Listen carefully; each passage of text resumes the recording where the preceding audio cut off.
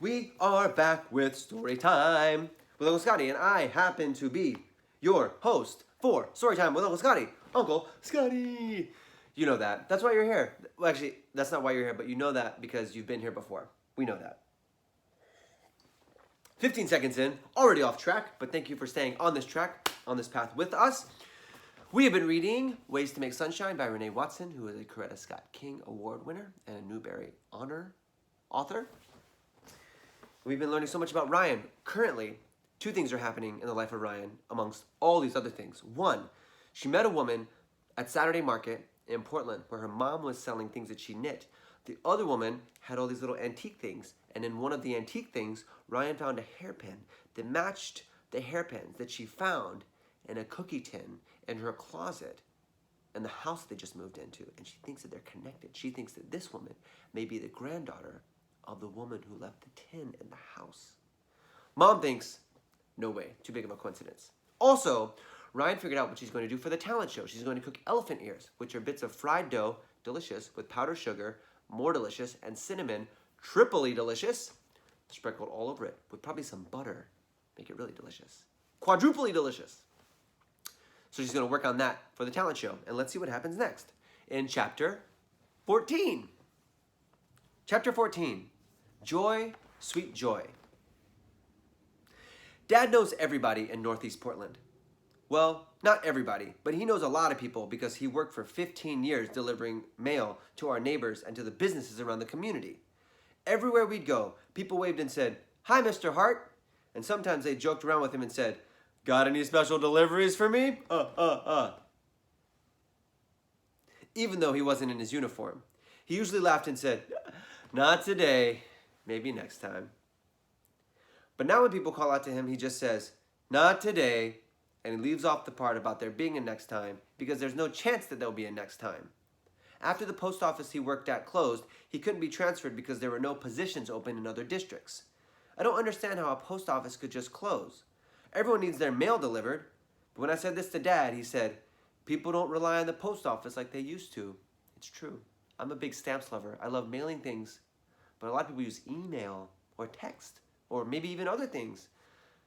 Maybe you can help the post office out by sending a letter or a postcard, like my friend Claudia did when she sent a postcard, supporting the post office and showing me some artwork. So maybe think about that. Anyway, people don't rely on the post office like they used to. It makes me sad to know that Dad is really good at doing something that people don't need him to do anymore. This is one reason why I think being a chef is the best thing to be. People will always need food. And speaking of food, ever since Dad lost his job, we haven't been able to buy the same kind of groceries. Even though he's working again, it doesn't pay the same. So today, while we shop at Fred Meyer, I try to remember not to ask for anything that isn't already on Mom's grocery list. So, remember last week I was actually in Portland. I was actually in Northeast Portland. I was in Ryan's neighborhood, as far as reading from Storytime. And in Portland, their big grocery stores are called Fred Meyer. It's kind of like a big Target, if maybe that's in your hometown. But it's like or a Walmart. It's like a big, nice grocery store. But then they have everything else you want: clothes and sporting equipment and toys and home goods and anything you could want. A drugstore, like everything is there at Fred Meyer. That's what I learned from Mama J. Always going to Fred Meyer, always taking care of us with things from Fred Meyer. So today while we shop at Fred Meyer, I try to remember not to ask for anything that isn't already on Mom's grocery list, like my favorite cereal. Mom bends down and gets a box from the bottom shelf.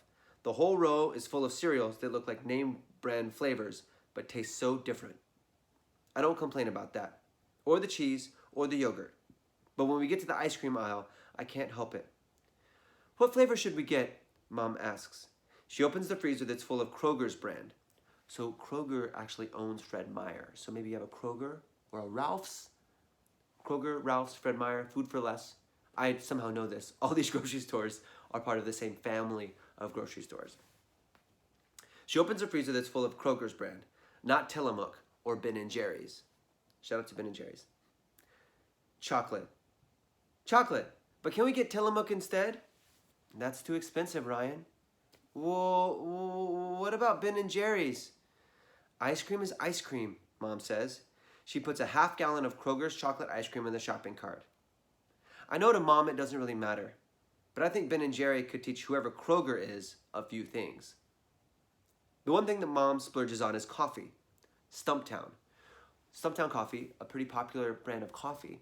Stumptown, also the nickname for Portland, I think, because Portland has a lot of pine trees. And when they were cutting them down, there's stumps everywhere. And so they called Portland Stumptown.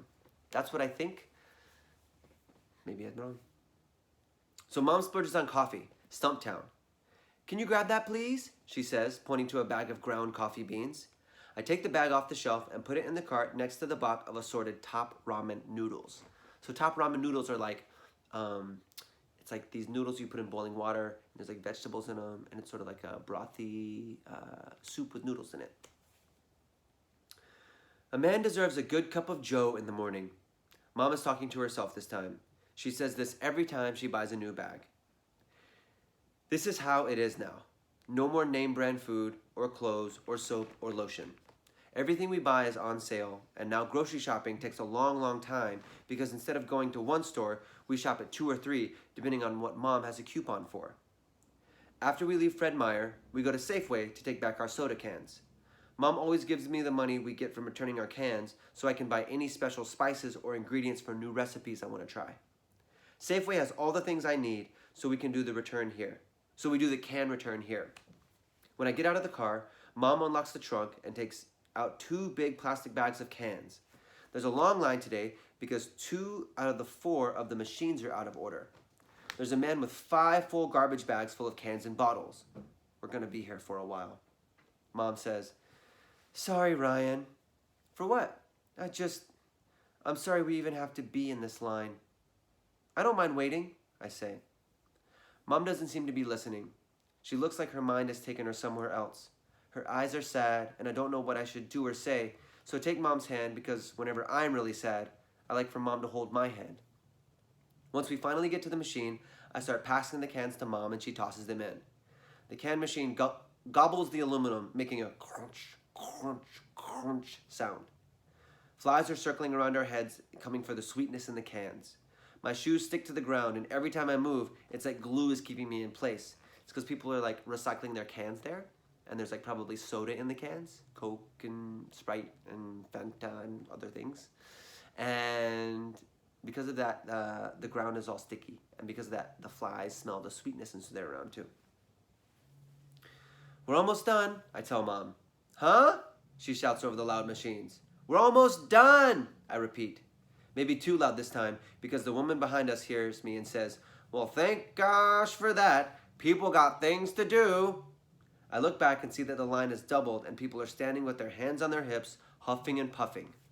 Some are on their cell phones, others are just standing still and looking straight ahead. And then I see her, Hannah, the girl with the voice of angels. She's in line standing next to an older woman, maybe her grandmother. Seeing her here makes me think about what Kiki said, that Hannah thinks she's all that. Seeing her here makes me think that maybe there's a lot about Hannah that we don't know. I wave. She waves back. I reach toward the machine and toss the can in. "Last one," I say. That's nice. Seeing her here makes me think that maybe there's a lot about Hannah that we don't know. Once we are home, we start making dinner together. I can hardly focus because Dad and Ray are distancing me. I have social distancing on the mind. I can hardly focus because Dad and Ray are distracting me by making funny noises and silly faces when Mom isn't looking. She fusses at us. Dad says, "Oh, a little fun never hurt nobody." He takes Mom's hand. "Can I get a beat, Ray? I want to serenade my lady." Serenade's like to dance with someone. Ray takes his spoon and taps it on an empty pot, making a rhythm, and starts beatboxing.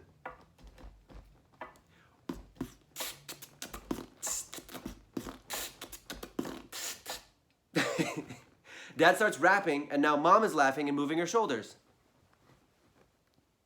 They are both dancing, and I join in singing a melody, and it sounds like we really know how to make a song. But then Ray drops his spoon.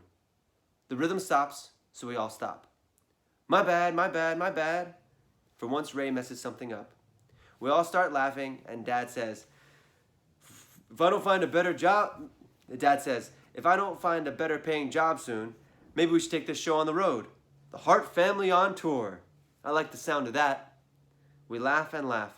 That's the one thing that hasn't changed. That's nice. And here we can see the Hart family. We got Ray over there with the wooden spoons making the beat. We got Dad doing the rap, Mom dancing, and then Ryan, she's singing. She's singing to her own wooden spoon there, working it out. And we'll find out what happens next time. Next time on Storytime with Uncle Scotty. I've been your host, Uncle Scotty. That was a really nice chapter. I really liked it a lot. We have our mugs. And I will see you next time. Bye!